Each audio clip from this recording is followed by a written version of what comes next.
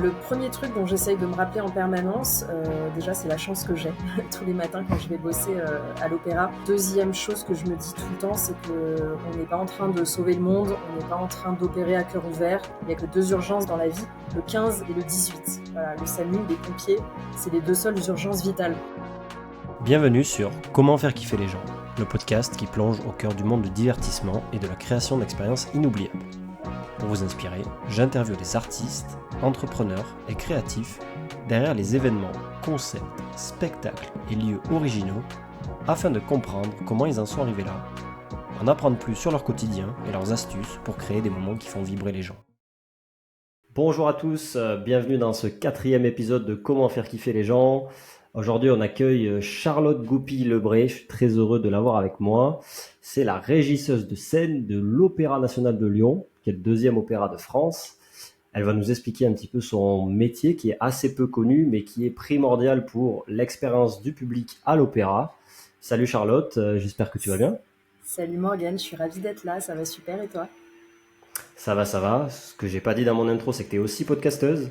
Tu as aussi ton podcast qui s'appelle Opéra Mon Amour. Donc Exactement. après cet épisode, je vous inviterai à aller voir ça aussi. Il y aura tous les liens.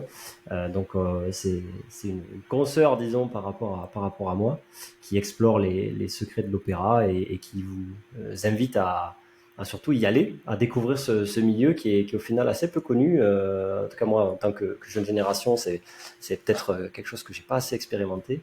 Et c'est pour ça que ce podcast, cet épisode est super intéressant. Donc, je te propose, un peu comme tous les autres invités, de te présenter, de nous présenter un petit peu ton parcours et ton métier pour en arriver là où tu es aujourd'hui.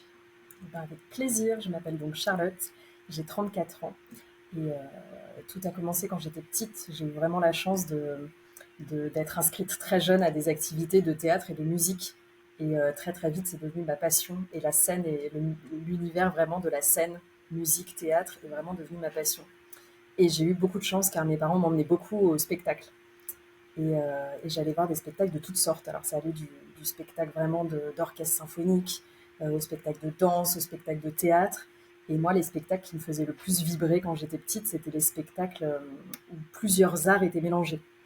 Je me souviens que j'adorais les comédies musicales, j'adorais aussi les opéras évidemment, j'adorais les ballets où il y avait de la danse, de la musique. Et ce qui me faisait le plus kiffer quand j'étais petite, c'était les spectacles d'humour musical. Les spectacles d'humour musical, en fait, c'est des spectacles comme le Quatuor, par exemple, ou la Framboise Frivole. C'est des spectacles où sur scène, il y a des musiciens classiques. Et en fait, ils font les cons avec leurs instruments, ils font des blagues, ils mélangent vachement les genres et les styles. Ils jouent du Mozart en version rock, des choses comme ça. Ils mélangent vraiment tout ça. Et moi, ça me fascinait et ça me faisait vachement rire quand j'étais petite. Et c'est vraiment ça que je voulais faire. Ma première ambition, c'était de monter sur scène pour faire rire le public en faisant vraiment, en mélangeant des choses, en mélangeant des arts comme ça sur scène. Donc j'ai continué, j'ai fait des études là-dedans, j'ai fait des études de musique et de théâtre. Et pendant mon adolescence, en fait, je voulais vraiment approcher encore plus ce milieu-là, le milieu de la scène, des coulisses, ça m'attirait vachement. Et donc du coup, je demandais à des metteurs en scène autour de moi si je pouvais les suivre dans leurs spectacles, dans leurs répétitions. Et donc j'ai eu la chance comme ça, très jeune, de pouvoir m'infiltrer dans les coulisses. Et c'est là que justement j'ai découvert l'univers de l'envers du décor. Et ça, c'est très intéressant parce que pour moi, quand j'avais 15 ans, quand on allait au spectacle, il y avait peut-être, enfin, j'imaginais dans mon imaginaire de petite fille, il y avait un technicien qui allumait les projecteurs le matin, qui allumait les projecteurs du théâtre, qui les éteignait le soir à la fin de la représentation, et c'est tout. Je pensais que les coulisses et la régie d'un spectacle se résumaient à ça. Et donc, en fait, voilà, j'avais 12-13 ans, je vais assister à des répétitions comme ça d'un spectacle, et à la fin de la répétition, C'est où? C'est dans quelle là, ville je suis en région parisienne, et je m'infiltre dans le théâtre municipal de ma ville, de Bourg-la-Reine, qui avait un Ok. festival d'humour à l'époque, et il y avait tous les jours, tous les jours du festival, il y a des humoristes qui allaient sur scène, Charlotte de Turckheim, Anne Romanoff, ce genre de one-man show un petit peu. Et donc j'ai assisté aux Tu répétitions. tu t'infiltres, ouais, c'est-à-dire tu as Je des... m'infiltre, je demande si je peux pas faire un stage, si je peux assister à une répétition, si je peux suivre un artiste, etc. Et ça fonctionne plutôt bien. Donc j'arrive à être comme ça une petite souris pendant les Cool. répétitions. Et à l'époque, je pense encore du coup que la régie, c'est juste quelqu'un qui appuie sur un bouton. Et là, pendant ces répétitions, donc je suis toute jeune et il y a le régisseur du théâtre qui me dit mais reste après, si tu veux, je te fais visiter la régie. Et ce jour-là, je monte dans ce qu'on appelle la cabine régie, c'est-à-dire les spectateurs en général, quand ils sont dans une salle de spectacle, assis sur leur siège, s'ils se retournent, derrière eux, il y a une cabine avec des mecs et des femmes dedans qui font la régie, justement, qui sont à la console lumière ou son. Et donc, ils m'invitent à visiter cet endroit-là. Et là, en fait, j'arrive dans cette petite cabane et je vois toutes les consoles lumière, les consoles son, la poursuite, qui est cet énorme projecteur avec lequel on suit les personnages sur scène. Et en fait, je découvre un monde incroyable. Et du coup, je demande à ce régisseur si je peux revenir le lendemain pour, euh, pour voir un petit peu le travail des régisseurs. Et donc, voilà, j'étais censée à la base assister juste à une répétition pour voir le côté plus mise en scène. Et je finis par passer en fait 10 jours avec l'équipe des techniques de ce théâtre. Et du coup, là, je vais passer la nuit à débrancher des projecteurs, remonter des projecteurs sur les perches. Je vais passer mes matinées à faire de la conduite lumière, c'est-à-dire à remplacer les acteurs sur la scène pendant que les régisseurs lumière règlent la lumière sur moi. Je vais passer mes après-midi à découper des filtres lumineux pour les mettre sur les projecteurs, à ranger des câbles. T'étais pas à l'école? À plier des câbles. Alors j'étais aussi un peu à l'école, donc il y avait des vacances, il y avait des week-ends. Ah Voilà, ouais. mais voilà, Ok, petit à ok. petit, je passe des journées entières dans ce théâtre. Et donc j'ai 12-13 ans à ce moment-là. Et après, je ne vais faire que revenir dans ces théâtres dès que j'ai l'occasion. Et donc je vais passer mon adolescence, toutes mes soirées, tous mes week-ends, je vais les passer en régie dans les coulisses. Et là, je vais apprendre plein de choses absolument incroyables et je vais vivre des moments vraiment super. Je me souviens notamment d'un spectacle de Manu Payet qui avait un seul en scène et c'est moi à 15 ans qui ai fait toute sa poursuite. Tout son spectacle était éclairé à la poursuite que par ce projecteur lumineux qui le suivait. Et c'est moi, du haut de mes 15 ans, qui ai pu faire ça pendant tout le spectacle. Et ça, vraiment, ça m'a fait tellement kiffer. Où je me Ah, souviens c'est trop de cool. Charlotte de Turckheim qui avait besoin d'une souffleuse en coulisses. Donc la souffleuse, c'est la personne, ça n'existe plus trop comme métier, mais à l'époque, il y a très très longtemps, c'était un métier à part entière. J'avais tout le texte de son spectacle. J'étais en coulisses, juste cachée derrière le rideau. Et je suivais le texte. Et si elle avait un trou, elle me regardait et je lui soufflais son mot.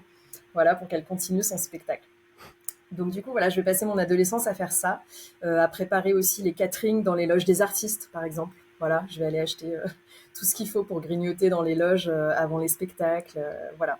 Donc, et en fait, je vais On est apprendre toujours à mon métier. Bourg-la-Reine? On est toujours à Bourg-la-Reine. Et je vais apprendre mon Ok. Ah, il métier y avait comme tous ça. ces artistes-là, ouais. Il y avait tous ces artistes-là. Je vais apprendre mon métier comme ça dans les coulisses. Et en fait, je vais adorer me passionner pour le monde de l'envers du décor. Voilà. Après, j'ai 18 ans, mon bac en poche, je décide de continuer mes études quand même. Je veux toujours être metteuse en scène de spectacles musicaux. Voilà, mais maintenant j'ai une conscience de tout ce qui est autour du spectacle et de tout l'envers du décor. Donc, je veux toujours être metteuse en scène de spectacles comme ça qui mélangent plein de choses. Donc, je continue mes études en musique, mes études en théâtre. Et parallèlement, je monte ma compagnie de spectacle musical. Et là, je vais être très honorée d'avoir la chance de monter un vrai spectacle moi-même dans ce théâtre dans lequel j'ai traîné toute mon enfance et mon adolescence. Donc ça, c'est une chouette expérience. De mes 18 à mes 20 ans, voilà, j'ai créé cette compagnie et j'ai fait des spectacles d'humour musicaux. Et ensuite, je demande à faire un stage à l'Opéra de Paris, parce que l'opéra m'intéresse évidemment en tant qu'art total. Et je demande à faire un stage pour voir comment ça se passe une mise en scène et comment on monte un opéra en fait, parce que c'est un univers très particulier. Tu peux préciser Art Total, s'il te plaît? Art total pour moi, c'est qui mélange, c'est un peu la définition de Richard Wagner d'ailleurs, grand compositeur d'opéra. L'art total mélange vraiment la musique, le théâtre, la direction d'acteurs. C'est un art qui mélange toutes ces facettes-là en fait, voilà, toutes les facettes d'un spectacle. Et maintenant avec les outils modernes, l'art total pour moi c'est aussi avec tout ce qu'on peut faire de mieux en éclairage, en vidéo, en sonorisation, etc. Voilà, donc du coup, le lieu de l'art total, c'est quand même l'opéra dans lequel on a le plus de moyens pour créer ce genre d'énormes spectacles. Donc je fais un stage à l'Opéra Bastille et là, à l'Opéra Bastille, je découvre un métier extraordinaire qui sera du coup, qui deviendra mon métier et que je lâcherai plus jamais, qui est la régie de scène d'opéra. Donc la régie de scène d'opéra, en fait, ce sont ces personnes qui assistent à toutes les répétitions d'un opéra. Alors, quand on répète un opéra, il faut savoir que d'abord, il y a 4-5 semaines dans un studio de répétition. C'est-à-dire, on n'est pas sur la scène principale, on est dans un studio qui a en général les dimensions de la scène. Et là, le metteur en scène, en fait, crée son spectacle. Voilà, c'est vraiment le travail d'artisanat, de dire, bah voilà, mon spectacle, je vais le faire comme ça, tel personnage va être placé à tel endroit, la scénographie, ça va être comme ça, les mouvements vont se faire de telle manière, etc. Donc le régisseur de scène, la régisseuse de scène est avec le metteur en scène pendant toute cette phase de création du spectacle. Et la régisseuse va noter sur sa partition absolument tout ce que le metteur en scène veut voir être mis en place techniquement dans son spectacle. Très concrètement, le metteur en scène va dire tiens, bah, pile sur le fa dièse, je veux qu'il y ait tout d'un coup les deux murs du décor qui s'ouvrent comme ça, et il y a quelque chose qui va arriver du sol et qui va monter comme ça avec un personnage dessus, et en même temps, il y a un oiseau qui va descendre du ciel comme ça par les cintres. Il y a un effet de fumée qui va arriver et la lumière va passer du vert au rouge sur le si bémol de la mesure d'après. Voilà. Donc moi, quand le metteur en scène me dit ça, mon rôle de régisseuse, c'est de tout transcrire techniquement. Ok, il veut que son mur s'ouvre sur le fa dièse. Ça veut dire que 3 mesures avant, il faut commencer à désécuriser le mur, parce que le mur est mis avec des petits plots pour éviter qu'il bouge pendant la répétition. Donc du coup, 3 mesures avant, il faut enlever ces petits loquets pour que le mur puisse bouger. Il faut que 6 mesures avant, il y ait des machinistes qui se placent derrière les murs pour commencer à les étirer, etc. Et voilà, moi, je vais faire un peu la chef d'orchestre de tout ça et organiser tout ce qui se passe pour que l'action se produise au bon moment. Voilà, ça, Oui, c'est tout le travail de répétition. parce que si on euh, résume, entre guillemets, tu contrôles son, lumière, décor avec des tops. C'est toi en fait qui coordonne tout le monde lors d'une représentation.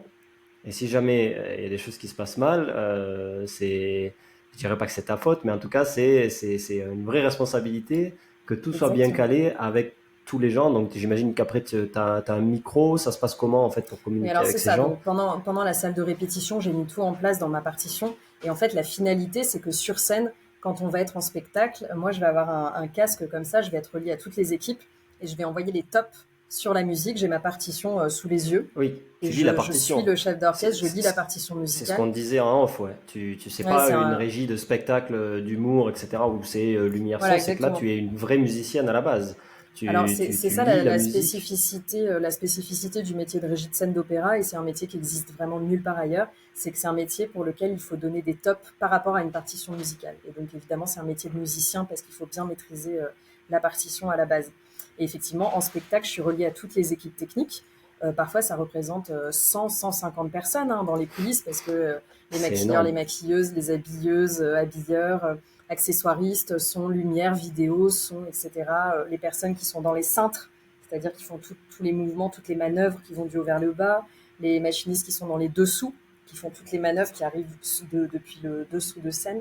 Tout ça, c'est coordonné par la régisseuse qui envoie les tops précis. Voilà. Et donc de découvrir ce métier à l'Opéra Bastille, en fait, ça a été la révélation parce que c'est vraiment le métier qui cadre la création artistique. Voilà, de manière très schématique, le metteur en scène serait un peu la personne toute fofolle qui a plein d'idées, etc. Le Et visionnaire ou la visionnaire. exactement. Et la régisseuse est là pour le cadrer et lui dire non, mais en fait là, ton effet, il va falloir le répéter pendant les 2 heures de répétition. Et puis là, c'est la pause. Et puis là, la musique, de toute façon, la fin de la musique, c'est là, donc ton effet, il doit être fini avant. Voilà, donc la régisseuse est là vraiment pour cadrer. Et moi, j'aime bien ce côté cadrer et mettre le cadre, parce que finalement, je trouve que ça enrichit la création artistique. Quand on a un cadre assez précis et assez bien fait, le metteur en scène est vraiment plus libre de créer à l'intérieur de ce cadre et un petit peu autour de ce cadre, mais ça le sécurise en tout cas et il peut se concentrer uniquement sur sa création. Il a quelqu'un qui est là pour faire tout le travail carré à côté. Voilà. Et puis la régisseuse de spectacle, c'est aussi celle qui organise tout le planning de répétition. Le metteur en scène va me dire bah, demain j'ai envie de travailler l'acte 2. Et moi, je vais pouvoir dire, OK, tu veux travailler l'acte 2, du coup, il n'y a pas tel personnage dans l'acte 2, donc pendant ce temps-là, moi, je vais lui faire un essayage costume, ou du coup, on va le convoquer un petit peu plus tard que les autres, comme ça, il peut faire une pause, etc. C'est moi qui fais un peu ce casse-tête d'organisation. Ok. On va revenir sur le métier, les interactions avec toutes les personnes en backstage parce que c'est super intéressant. Juste pour l'audience qui peut-être est pas connaisseuse d'opéra, et c'est pas grave, c'est l'occasion d'eux justement.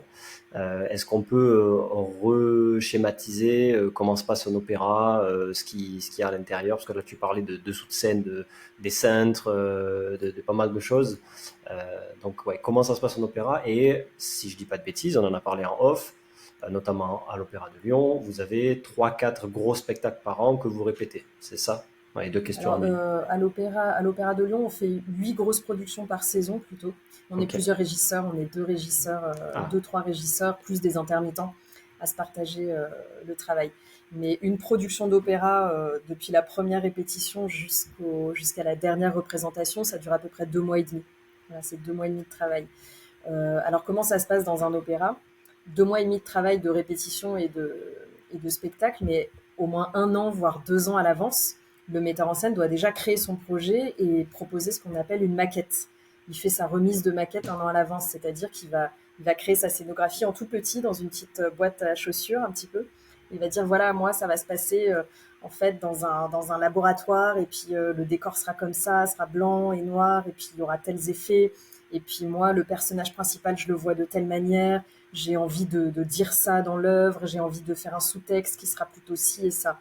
Voilà, le metteur en scène a réfléchi bien en amont à son projet. Au moment où moi j'arrive, le metteur en scène sait déjà un peu ce qu'il veut faire. Les décors ont été construits par les équipes de construction de l'opéra. Ça a pris bien plusieurs mois, hein, donc ça fait déjà 6-7 mois que les équipes sont au travail pour construire le décor. Et voilà, au moment où moi j'arrive, les chanteurs, même eux-mêmes, ont déjà préparé leur partition, ils connaissent déjà l'ouvrage par cœur, ils connaissent leur rôle, etc. Et au moment où j'arrive, c'est la première répétition. C'est la première fois que tous les acteurs, tous les solistes, tous les maîtres d'œuvre se retrouvent ensemble dans la même salle. Et là, hop, le travail va commencer. Allez, première scène, acte 1, scène 1. Qu'est-ce qu'on fait? Qui se place où? Quelle direction d'acteur on donne? Voilà. Et à partir de là, 4 semaines de répétition en studio, 2 semaines de répétition sur scène. Et là, sur scène, on découvre le décor grandeur nature, donc ça change des choses, il y a encore des choses à répéter. On ajoute tous les éléments techniques, on ajoute la lumière, on ajoute les effets son, on ajoute le maquillage, on ajoute les costumes. Et la dernière chose qu'on ajoute finalement, c'est l'orchestre, parce qu'à l'opéra, dans la fosse d'orchestre, il y a un orchestre complet. Alors effectivement, les premières répétitions, on les fait avec piano, parce que ce serait un peu trop compliqué, un peu trop mhm. cher d'avoir un orchestre tous les jours avec nous pendant 4 semaines. Donc du coup, l'orchestre arrive finalement presque à la fin de ce processus de création. Et quelques jours après, une fois que l'orchestre est là, que tous les éléments sont mis en commun, ce sont les représentations, on n'attend plus que le public. Et là, ça joue, un spectacle d'opéra, ça joue en gros entre 8 et 10 fois. Ok. Et ça dure en moyenne une représentation? Une représentation, alors ça dépend, il y a vraiment des opéras de toute taille. Je dirais qu'un opéra en moyenne, ça dure 2 heures et demie, 2 heures et demie, Ok. 3 heures. Mais bon, les opéras de Wagner peuvent durer jusqu'à 5-6 heures. Et il y a aussi des opéras, souvent les opéras plus contemporains, qui peuvent durer même 1 heure et quart, 1 heure et demie. Ok. D'accord. Et donc, tu as tout ce public qui est dans la salle, dans les balcons et tout ça. Et toi, t'es où? T'es où et tu fais quoi lorsque c'est live et quels sont Alors les... Ah, j'imagine qu'il y a pas mal de pression. lorsque c'est live, moi j'ai l'impression d'être une pilote d'hélicoptère et qu'on va démarrer. C'est attention, attachez vos ceintures, le vol va commencer. Donc les spectateurs ne me voient pas, mais en fait je suis vraiment sur la scène, mais en coulisses. Vraiment juste si vous regardez la scène sur la gauche, ce qu'on appelle le côté jardin, bah, vous verrez les pendrillons, les grands rideaux sur les côtés. En fait, je suis juste cachée derrière. Voilà, donc je suis sur la scène, je vois tout ce qui se passe en coulisses. Les chanteurs, dès qu'ils sortent de scène, ils passent à côté de moi. Voilà, je vois toute cette effervescence qu'il y a sur scène. Et ça, je dois dire que j'adore ça et c'est un des trucs que je préfère dans mon métier, d'être vraiment sur scène comme ça et dans ce fourmillement du direct et du spectacle. Ok. Et donc, tu as le micro. Donc, tu es Ouais, j'ai connecté le avec tout le micro, monde. je suis connectée avec tout le monde. Et Mais là, t'as pas c'est 100 moi personnes en qui. direct. T'as 100 personnes en Alors, tout autour. il y a sur scène, je dirais qu'il va y avoir une cinquantaine de techniciens et moi je vais surtout parler avec le représentant ou le chef d'équipe de chaque groupe. Voilà, j'ai en direct le chef électro, je vais avoir les poursuiteurs en direct quand même parce que j'ai des tops à leur donner plus précis. Je vais avoir le pupitreur en direct, c'est celui qui envoie les effets lumière, le chef machiniste. Voilà, s'il y a quelqu'un qui gère des actions dans les dessous de scène, bah, je vais l'avoir aussi en direct. J'ai quand même pas mal de monde pas mal de monde. J'ai aussi le régisseur d'orchestre qui est dans la fosse d'orchestre, à qui je dois donner un top départ pour le lancement de l'accord de l'orchestre. J'ai la régie des chœurs. Les artistes du chœur, ils ont aussi une régie à eux pour savoir quand ils entrent en scène, quand ils arrivent, est-ce qu'ils ont bien fini leur maquillage, est-ce qu'ils sont en place. Et je suis même reliée aux agents d'accueil, à toute l'équipe qui accueille le public, par exemple. Voilà. Parce que je me coordonne avec eux pour dire, OK, le public est entré dans la salle, on ferme les portes, on éteint la lumière, on peut lancer le spectacle. C'est moi qui coordonne tout ça, toutes ces étapes-là qu'on appelle le protocole, en fait. Voilà. Et j'imagine qu'il y a pas mal de rythmes, non? Comment ça se passe? C'est genre top lumière, top son, top orchestre. Tu dis ça, Exactement. tu... Alors, je dis presque ça. Je peux pas dire ça. Pourquoi? Parce que un top, c'est de la musique classique, hein, c'est très précis. C'est vraiment sur un poil de double croche. Donc, il faut que les choses soient très, très timées. Donc, du coup, on a inventé le mot top. Effectivement, quand on dit top, on doit appuyer sur, l'opérateur doit appuyer sur son effet et envoyer son effet. Et pour savoir quel effet on doit envoyer, tu dois dire le nom de l'effet avant de dire top. Parce que si je te dis top rideau, bah, Oui, en fait, tu rideau peux pas top. envoyer ton rideau sur le. Voilà. Donc, c'est plutôt. En fait, ce qu'on dit, d'abord, on fait une attention pour que les gens se préparent. Je vais dire, par exemple, mon début, mon protocole, c'est toujours ça. Je vais dire attention pour la salle au noir. Ça veut dire baisser les lumières. Attention pour la salle au noir. Un peu plus loin, attention pour l'annonce portable. Vous savez, c'est les annonces qu'on entend dans les théâtres. Merci d'éteindre vos portables. C'est des annonces enregistrées que je top aussi. Donc, attention pour le noir. Attention pour l'annonce portable. Attention pour l'accord de l'orchestre. Attention pour le rideau. Et après, je vais dire salle au noir top, rideau top, voilà, et j'envoie tous mes effets comme ça. Et après, Et dès pendant que la le, personne entend, là, elle fait son action ou ou il y a aussi une mesure d'écart ou quelque chose comme ça? non, Non, non, c'est non, vraiment... elle fait son action tout de suite. Elle fait son action tout de suite. Et Ok. alors Donc il y souvent a dans peut-être un un petit opéra, décalage des fois d'une seconde, quoi, de alors temps c'est ça, d'attention. parfois je sais qu'il faut anticiper d'un quart de seconde entre le moment où je dis top et le moment où on voit réellement l'effet sur scène. Donc ça, c'est à moi de doser avec ma voix pour dire top vraiment pile au bon moment. Et puis je suis yeux dans les yeux avec le chef d'orchestre. J'ai un petit retour vidéo où je vois vraiment le chef d'orchestre qui fait sa battue avec sa baguette. Et moi, je suis vraiment, j'ai l'impression d'être une instrumentiste dans la fosse d'orchestre. Je suis des yeux le chef d'orchestre parce qu'il y a des choses, je fais vraiment ce qu'on appelle au fond du temps, ou alors un tout petit peu avant le temps, ou alors un tout petit peu après le temps, ou alors si par exemple j'ai un effet lumière qui est pile sur la première note, je regarde vraiment le chef d'orchestre dans les yeux, parce qu'au moment où il fait sa levée comme ça, pour dire oh, on y va, et ben je suis avec lui, quoi. Voilà, il faut vraiment que je sois hyper synchro avec lui. Et ça arrive qu'il y ait plusieurs tops en même temps ou c'est justement Oui, vous essayez? ouais, ça arrive hyper souvent parce qu'évidemment, toute la technique pour que ce soit fluide, c'est très souvent qu'à la fin d'une scène, il y a à la fois un changement de décor et à la fois un Ouais. changement de lumière. C'est hyper courant, donc du coup, il y a souvent plein d'effets en même temps, ou alors les effets qui sont des grosses cassures de rythme, qui sont sur des notes comme ça, très, tout d'un coup, ça change et tout d'un coup, on passe en lumière rouge, tout d'un coup, il y a un truc qui s'ouvre dans la scène. Et là, du coup, je donne tous les effets en même temps. Donc, du coup, le topage va ressembler à attention pour effet lumière numéro 106 en même temps qu'effet machinerie 12, en même temps que vidéo 17. Pour vidéo son et lumière, top. Voilà. Et là, je Ouais, parce donne qu'il faut le prendre top vraiment à tout le monde en même temps. il faut prendre en compte rien que le temps de le dire. Donc ça prend C'est du ça. temps par rapport à la mesure et ensuite du coup de le dire au bon moment, etc. Bah Non, exactement. Tu as c'est la intéressant. musique, la spécificité de la régie, c'est que tu as vraiment tout, plein d'informations qui t'arrivent en même temps. Et il faut du coup traiter la priorité. Tu as la musique qui continue. Donc il faut toujours que tu aies un œil sur la musique pour effectivement moduler ta voix, avoir le temps de donner toutes tes attentions avant et avoir vraiment le mot top sur la bonne double croche. Et parallèlement, tu as aussi des gens qui viennent te parler en direct, te dire zut, tel chanteur, il n'est pas encore remonté du maquillage, on est en retard sur ça, on a perdu un élément de costume, j'ai pas mon accessoire. Voilà, tu as des gens qui viennent te donner ce genre d'informations aussi qu'il faut traiter. Ou alors, j'ai une panne sur tel projecteur, tu peux prévenir le chef électro que, etc. Voilà, j'entends ça. J'entends aussi bien, par exemple, des agents d'accueil dire zut, on a un malaise dans la salle, il faut appeler le médecin de salle. Voilà, il y a plein de choses comme ça. Les chanteurs qui sont coincés dans leur loge, qui descendent. Voilà, il y a plein J'a- d'infos qui m'arrivent comme ça et il faut doser la priorité. Ouais, j'arrive pas à voir si tu peux nous éclairer la fréquence, si tu veux, des tops par rapport à aussi la fréquence des discussions que tu peux avoir avec tous ces gens-là. Parce que là, moi, tu me dis ça, j'imagine que bah, toutes les secondes, tu fais quelque chose, que tu es à droite, à gauche tout le temps, ce qui doit être peut-être un peu le cas, mais c'est peut-être pas autant rythmé que ça, non? Alors, ça dépend vraiment des projets.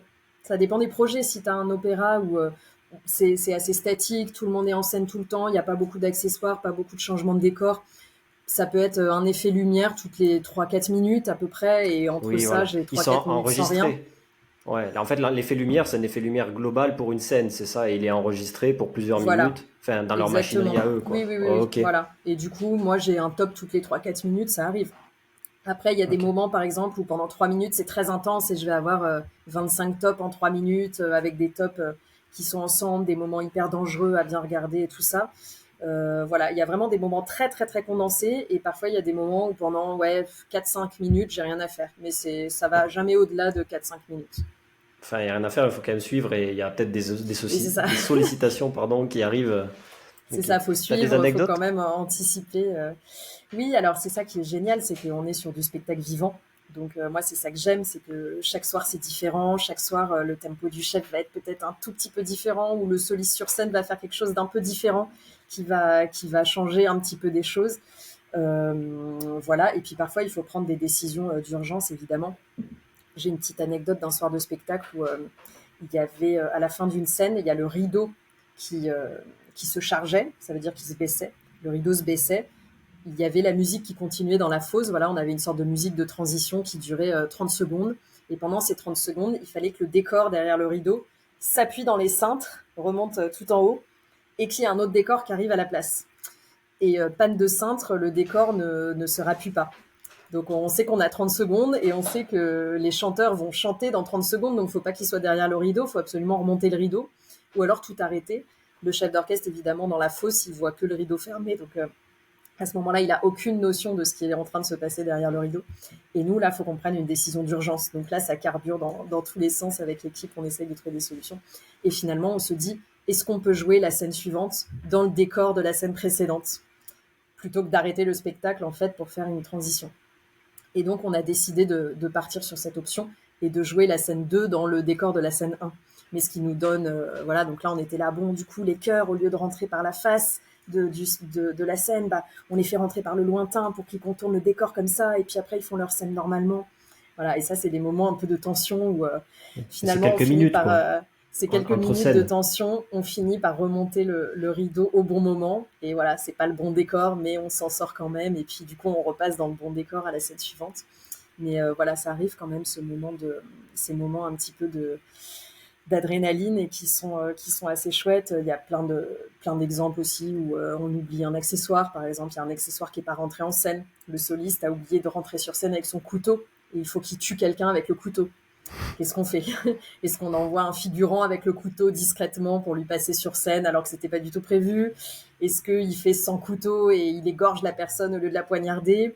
Voilà, il faut qu'on prenne ce genre de décision en direct Et et qui a ça c'est qui a le veto, pas le veto, enfin si, le veto ou le pouvoir décisionnel, c'est toi ou c'est le metteur en scène ou la metteuse en scène? Alors, le metteur en scène, en général, après la première représentation, il rentre chez lui. Il est plus là. Ok. On est Hmm. seul à bord pendant les représentations. Alors, tout va dépendre du degré d'urgence, en fait, de la situation. S'il y a vraiment une urgence vitale de sécurité des personnes, je peux prendre une décision dans la minute. Voilà, si quelqu'un est en danger de mort immédiat, je prends la décision, évidemment. Si c'est une décision un petit peu minime comme ça et qu'il faut prendre très rapidement du style il manque un couteau, qu'est-ce qu'on fait? On envoie un figurant.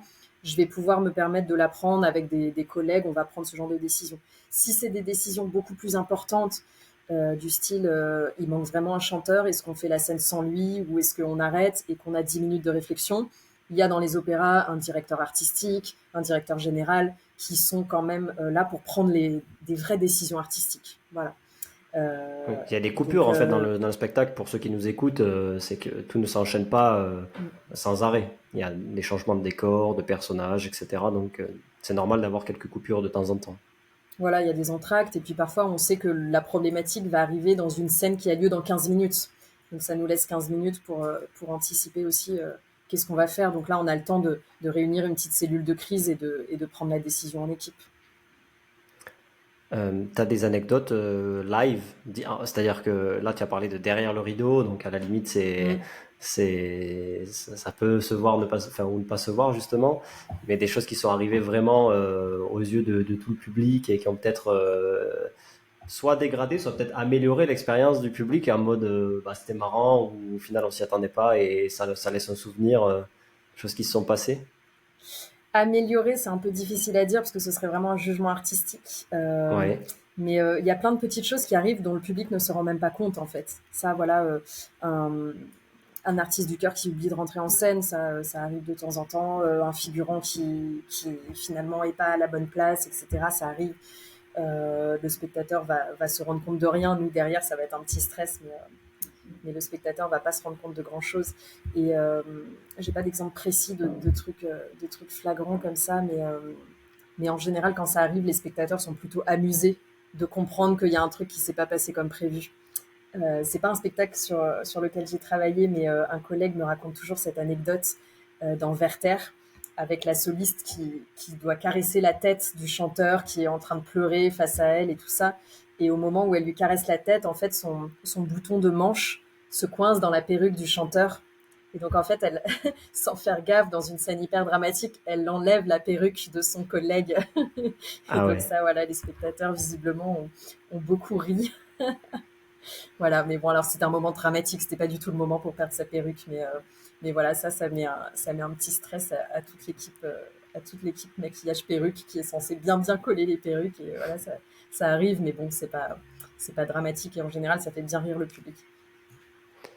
Là, ça fait 10 ans, 11 ans que tu fais ça, non? C'est ça? Ça fait 13 ans que c'est mon métier. 13 ans.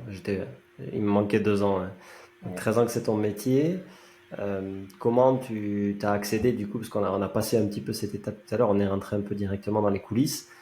Comment tu as accédé du coup à ce poste à responsabilité au final qui est primordial dans l'expérience lors des spectacles dans le deuxième opéra de France? Alors oui, une fois que j'ai découvert ce métier à Bastille et que j'ai fait quelques stages à l'Opéra Bastille, je me suis formée au métier de régisseuse de scène en alternance avec l'Opéra de Bordeaux. Voilà, donc j'ai fait une licence métier du musicologie d'abord, et après métier du spectacle et métier de l'opéra. Et j'ai fait un an d'alternance, donc j'ai appris mon métier sur le tas à l'Opéra de Bordeaux. Voilà, et juste après, j'ai fait un petit peu d'intermittence dans différents opéras, et je suis arrivée très vite à l'Opéra de Lyon en fait en permanence.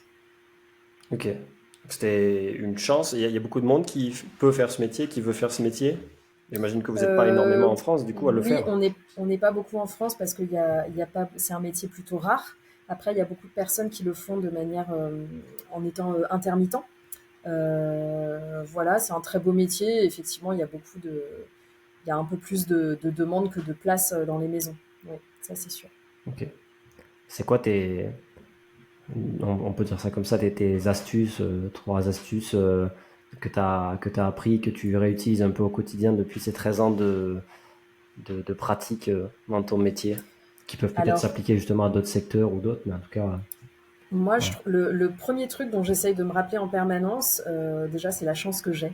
Tous les matins, quand je vais bosser à l'opéra, je lève les yeux devant l'opéra et je me rappelle la petite fille que j'étais dans les coulisses du théâtre municipal et je me dis que j'ai vraiment beaucoup de chance de faire ce métier et que c'est vraiment une joie et qu'il faut que ça reste une joie et qu'il faut vraiment rester dans la joie. Si on veut transmettre la joie, il faut savourer ces petits moments et j'essaye de savourer vraiment ces moments, ces petits moments hors du temps. Quand on est régisseuse, on vit des moments incroyables et j'essaye vraiment de les conscientiser. Quand je suis en répétition face aux solistes, il y a les plus grands solistes internationaux, donc avec une voix qui produit une vibration mais incroyable, qui chantent à 2 mètres de moi. Et ça, en fait, on a tendance à s'y habituer en tant que régisseuse, c'est un peu notre quotidien.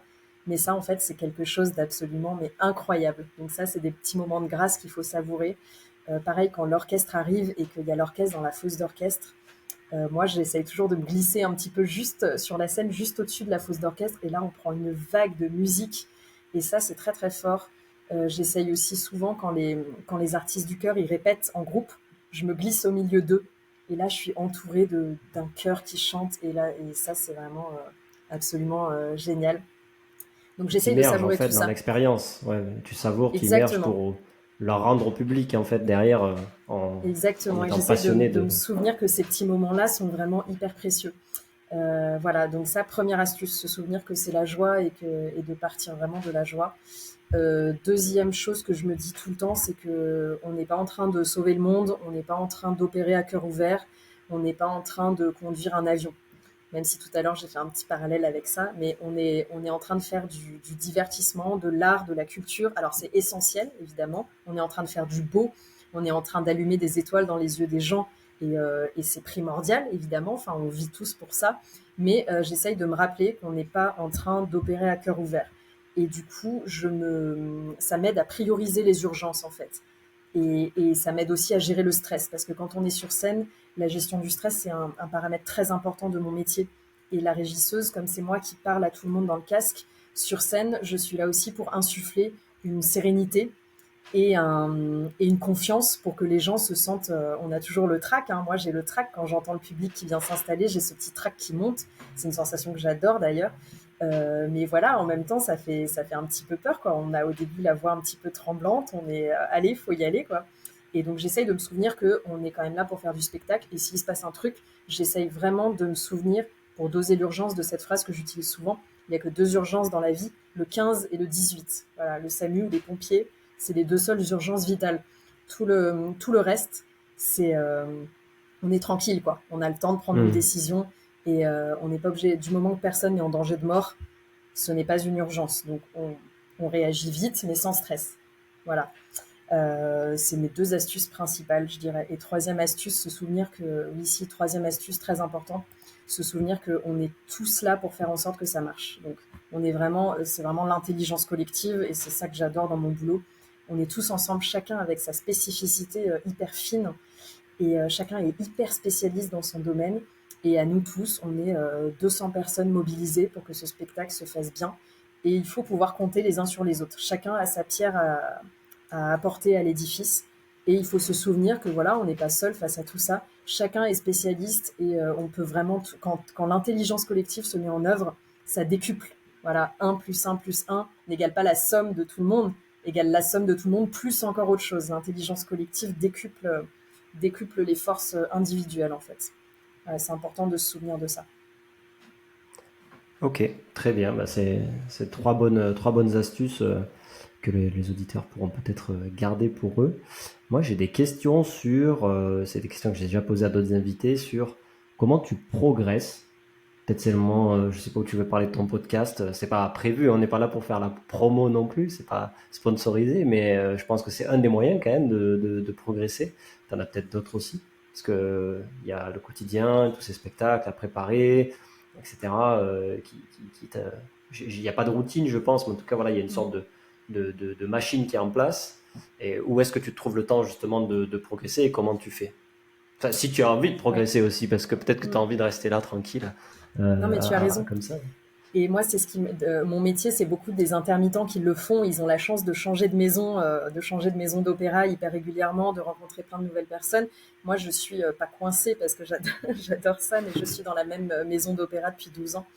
Et bon, après, tous les 2 mois et demi, c'est une nouvelle équipe de metteurs en scène qui arrive et tout ça, donc c'est toujours fascinant. Mais malgré tout, je te rejoins, je trouve ça hyper important de progresser au quotidien.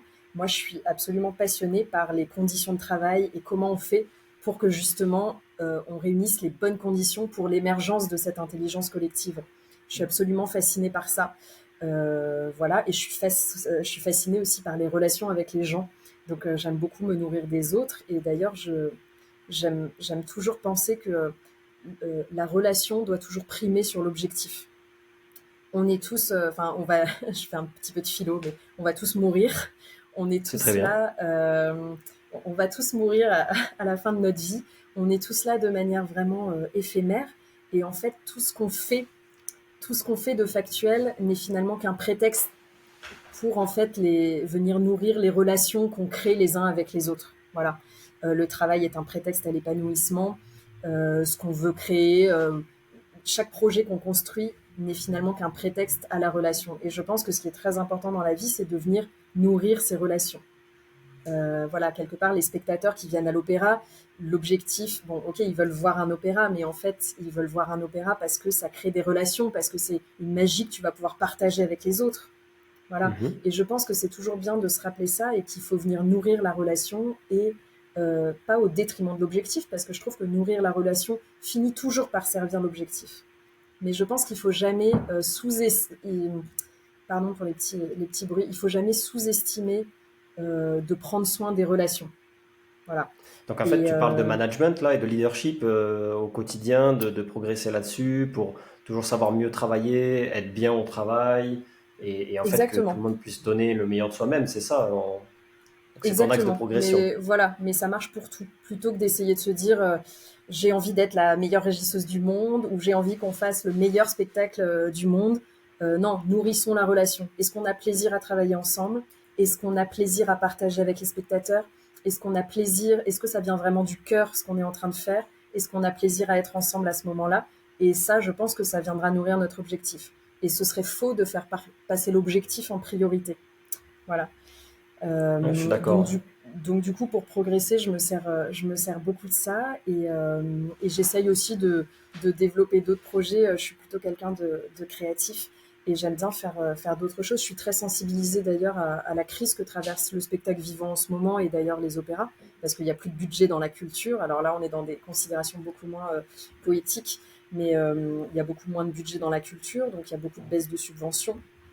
Il y a des conditions de travail qui se détériorent. En ce moment, les intermittents du spectacle, c'est aussi un gros sujet qui est sur la table et leurs droits sont en train de baisser. Voilà, donc je trouve ça très important, moi, de se mobiliser sur ces questions et c'est des choses qui me portent beaucoup et auxquelles je m'intéresse beaucoup. Mhm. Et du coup, j'essaye de créer des projets qui vont en lien avec tout ça. Je suis très sensible au fait que, alors c'est pas trop le cas à Lyon, mais dans d'autres salles, les gens désertent un petit peu l'opéra parce qu'il y a des gros préjugés qui sont associés à l'opéra, comme quoi c'est quelque chose de pour les vieux, que c'est quelque chose de très élitiste, c'est quelque chose de très cher, c'est chiant. Il y a plein de préjugés là-dessus et j'adore lutter contre ça. Convainc-nous alors pourquoi on devrait aller à l'opéra Voilà, alors c'est une question très intéressante. oui, question très intéressante. Alors pourquoi on devrait aller à l'opéra? Avant tout parce que c'est une expérience collective. On va vivre des émotions très fortes ensemble. Parce que c'est un spectacle d'art total. Il y a vraiment le meilleur de ce que vous pouvez trouver en musique classique, le meilleur de ce que vous pouvez trouver en éclairage, en scénographie, en chanteur soliste. Entendre un chœur de 60 personnes qui chantent, mais ça n'existe pas. À quel moment dans la vie voyez-vous autant de personnes sur une scène qui chantent tous ensemble avec un orchestre en live? Ça fait des vibrations énormes physiques qui procurent une émotion. C'est comme aller au concert de rock en fait, finalement. C'est une expérience collective qu'on partage avec une musique qui va nous procurer une émotion et une vibration.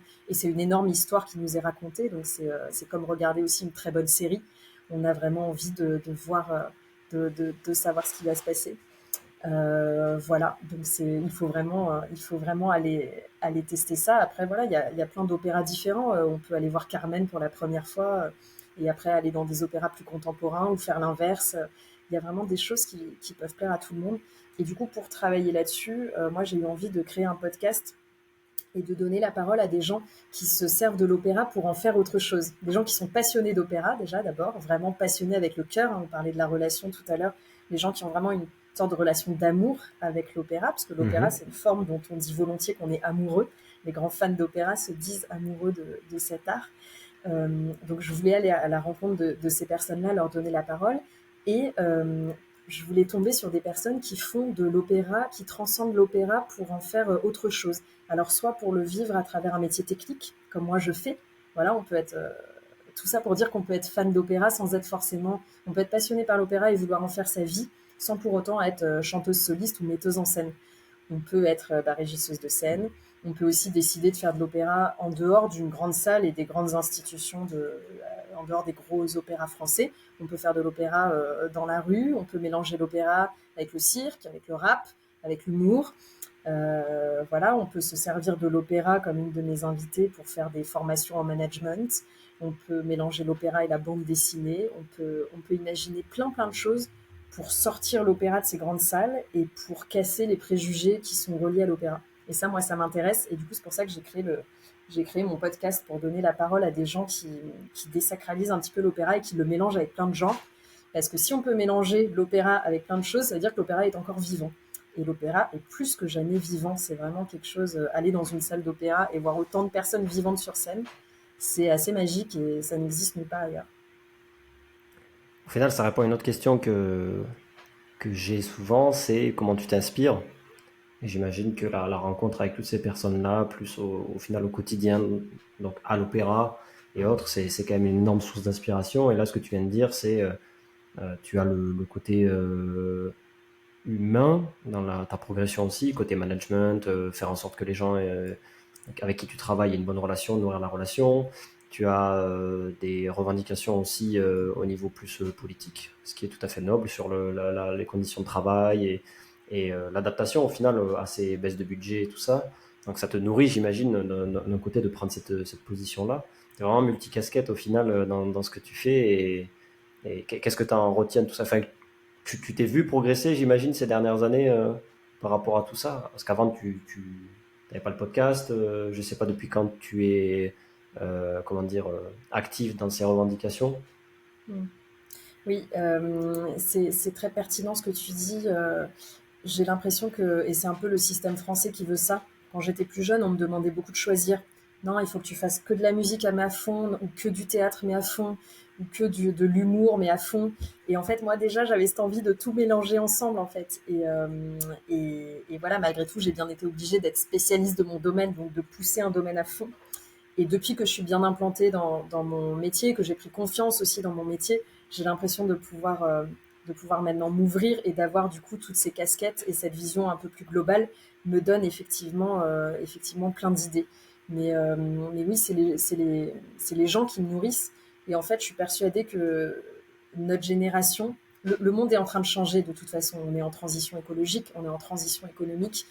Le monde ne peut pas rester tel qu'il est. Et je pense que on a tout à y gagner de faire, j'ai découvert ce mot récemment, l'hybridation, avec une philosophe justement qui parle de la musique et des métiers, et qui dit que maintenant, dans ce monde-là, il faut faire de plus en plus d'hybridation et de mélange entre les gens, entre les genres, beaucoup plus d'inclusion entre tout. Et c'est peut-être une des clés d'évolution du monde en général et d'évolution des arts et du divertissement d'une manière plus particulière, je trouve. Les gens ont envie de choses un peu plus hybrides. Les gens n'ont pas forcément envie de se faire une soirée que opéra, assis 4 heures dans un opéra, un peu à l'ancienne, je dirais, etc. On a envie de consommer l'opéra un peu différemment ou de profiter de l'opéra de manière différente. On a envie voilà, de manger en regardant un film. On a envie de faire des choses un peu plus hybrides maintenant et de mélanger les genres. On a besoin de ça. Maintenant, euh, à l'heure actuelle, c'est très rare les gens qui n'ont qu'un métier, par exemple. Voilà, notre génération a inventé déjà l'hybridation des métiers. On est de plus en plus nombreux à faire deux métiers, à avoir deux casquettes dans les entreprises, etc. Voilà, il y a plein de startups qui font des choses comme ça, qui mélangent des genres et qui mélangent des outils. Et c'est bien. Et je pense que le divertissement doit prendre le pli et doit rentrer dans ça et se réinventer un petit peu. Et c'est vrai que c'est hyper riche, en fait. Je suis assez d'accord avec ça. Ça ouvre à la question de qu'est-ce que tu consommes d'autre, toi, comme divertissement, qu'il soit physique ou digital ou autre, du coup, qui peut t'inspirer ou juste pour ton plaisir personnel. Alors, Tu vois, moi, pour mon les trucs plaisir qui te font vraiment personnel, kiffer, toi. moi, je consomme beaucoup les jeux de société et les jeux grandeur nature. Donc, tout ce qui va être escape game, murder party. D'ailleurs, dans ma tête, j'invente toujours des Cluedo dans des opéras, des escape games, tout ça, j'adore. Mais ouais, tout ce qui est jeu et interaction sous forme de jeu, avec une sorte de jeu de rôle un peu théâtralisé, me plaît beaucoup.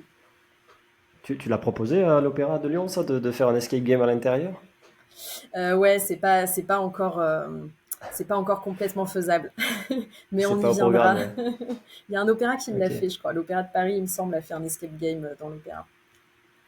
ok, d'accord. Et tu dis que tu as pas mal d'idées, tu les as mises en œuvre, en pratique, enfin, pour ton plaisir personnel dans ta vie privée, t'as créé des murder parties ou ce genre de choses? Oui, j'organise de temps en temps des murder parties, ouais, pour mon plaisir perso. J'aime beaucoup ça.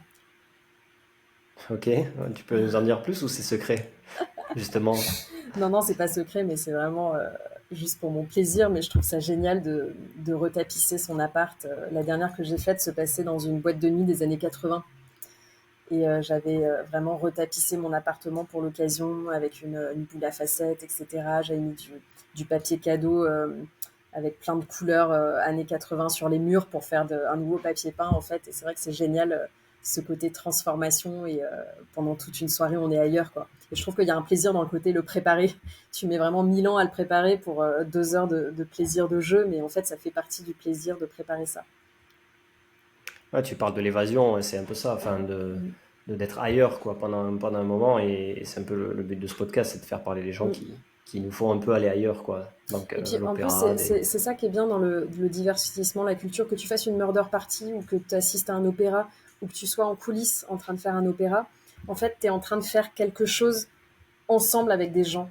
Et ça, c'est des émotions très fortes en fait et qui relient les gens. C'est comme quand tu as passé une semaine en colonie de vacances, tu as l'impression d'être meilleur ami pour la vie avec les gens que tu viens de rencontrer depuis une semaine. En fait, c'est juste que tu as vécu des moments très forts. Et à l'opéra, on ressent beaucoup ça. Comme on est ensemble dans la galère, on est ensemble sur des répétitions qui finissent à 23 heures, on est ensemble dans les moments où ça marche pas, mais on est aussi ensemble dans les moments de trac, dans les moments où ça fonctionne.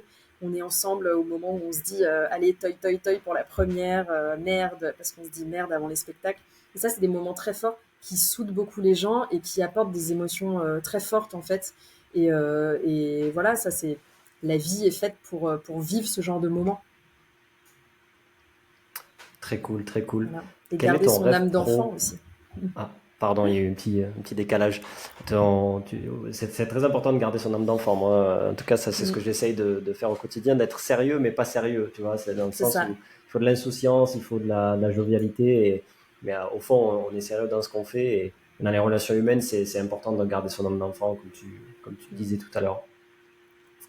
J'allais enchaîner du coup sur la question de ton rêve professionnel par rapport à ton métier. Donc ça fait 13 ans que tu es à l'Opéra national de Lyon, que tu es régisseuse pardon, de scène, avec plein de projets à ton actif, de l'engagement à côté, le podcast. Où est-ce que ça mène Charlotte, tout ça? Quel est son objectif? S'il est avouable sur ce podcast, en tout cas, Oui, il est avouable ou complètement. l'objectif avouable, on va dire, ou le rêve avouable. Je n'ai pas d'ambition au sens. Enfin, je n'ai pas d'ambition si ce n'est celle de kiffer toujours autant mon travail, de kiffer autant les gens que je rencontre et de me nourrir et d'avoir toujours plein d'idées. Je n'ai pas d'ambition d'évolution professionnelle. Je me vois bien faire ce métier toute ma vie. Voilà, parce que c'est vraiment le métier qui me correspond. Mais c'est pas pour autant que j'ai pas envie de le renouveler. Voilà, j'espère que toute ma vie, je vais réussir à le renouveler, à trouver d'autres manières de le faire, à rencontrer des gens qui vont m'apporter beaucoup. Voilà, j'ai des ambitions que mon podcast fonctionne, évidemment, ça m'apporte, ça me nourrit beaucoup de faire tous ces projets ailleurs. Et j'ai l'ambition de contribuer et d'amener ma petite pierre à l'édifice sur tout ce qui est conditions de travail dans le spectacle vivant et voilà cet engagement peut-être un petit peu plus politique aussi que j'ai.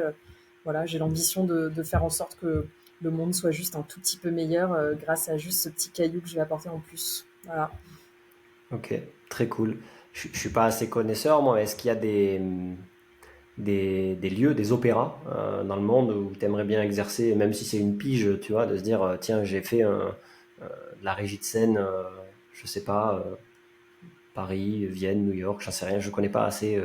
T'as peut-être des... Alors, non, pas forcément, parce que un mini-théâtre de 15 places, un mini-théâtre de café-théâtre peut être hyper cool, ou un très grand opéra. Enfin, j'ai pas vraiment d'ambition. Je pense que c'est plus les gens qu'on va rencontrer et le bon moment qu'on va passer, plutôt que la renommée d'un opéra ou autre.